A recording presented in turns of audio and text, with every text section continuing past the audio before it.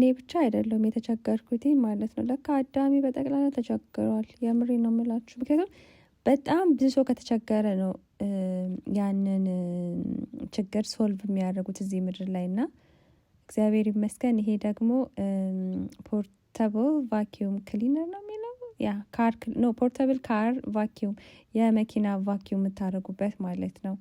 እና እያችሁት አሁን ለምሳሌ እኔ እዚህ ጋር እኔ የምቀመጥበት ድራይቨር ሳይድ ነው የምትነዱበት ቦታ አያችሁት። እንደዚህ አይነት ምግብ አንዳንዴ ስትበሉ በጣም ነበር የሚያስጠላኝ ላለመዋሸት ማለት ነው።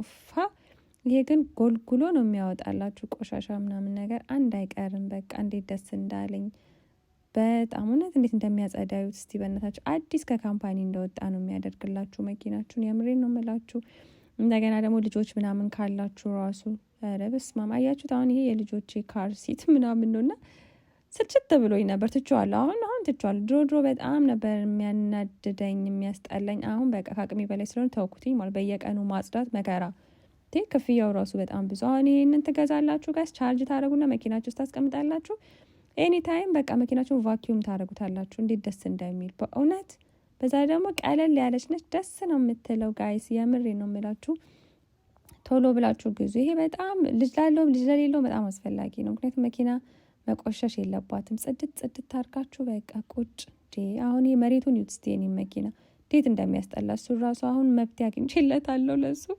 ምክንያቱም በቤት ውስጥ በቃ እንዴት ማጽዳት እንዳለብን ምናምን ነገር አንዴ ትገዛላችሁ። 10 እየሄዳችሁ ካርዋሽ ምናምን እየሄዳችሁ ብዙ ወጪ ማውጣት አይጠበቅባችሁም። የምሬን ነው።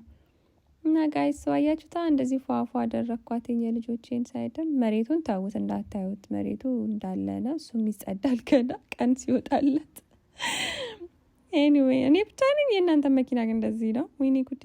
እዩት እዚህ ጋር ምግብ ሲበሉ ችፕስ፣ ክራከር ምናምን ተሰባብሮ ምጥጥ ነው የሚያደርግላችሁ ባንዴ። በዛ ላይ ደግሞ የሴቶች ቀሚስ ስለሆነ ይሄ ብልጭልጩ ምናምንም ረግፎበታል። ባይዘው ለእናንተ ቆሻሻ ብቻ እንዳይመስላችሁ። እቺ የምታንጸባርቀዋ እንትን ነች፣ ከልብሳቸው ላይ የምትረግፈዋ ነች። እሱ እንኳን ችግር የለውም። ግን ይሄ ምግቡ ምናምን ክራከሮቹ ምናምን እነሱን ጥርግርግርግ አድርገው ያነሳላችኋል ጋይስ። የምር ገላግል። በዛ ላይ በጣም ርካሽ ነው። የምሬ ነው የምላችሁ። ቼክ አድርጉት እና ሊንኩን አስቀምጥላችኋለሁ። በጣም ነው የምወዳችሁ። ቶሎ ብላችሁ ግዙ እና ቲክቶክ ሊዘጋ ስለሆነ በኋላ እንዳትቸገሩ። ለማንኛውም ይህን ይመስላል። በጣም ነው የምወዳችሁ። እናንተም እንደኛ እንግዲህ ፏፏ አድርጉ። ባይ